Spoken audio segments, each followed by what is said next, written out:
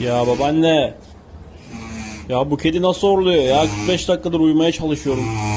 Sanırsın gece vardiyasında çalışıyor. Titreşim açık kalmış, sessize al. Sıç sıç gel sıç. Burnunda bonfile var. Şeytan geliyor. Tövbe Allah. Rodaşa sokuyor motoru. Birader sen horluyor mu? Ulusa sesleniş mi yapıyorsun? Ne yapıyorsun?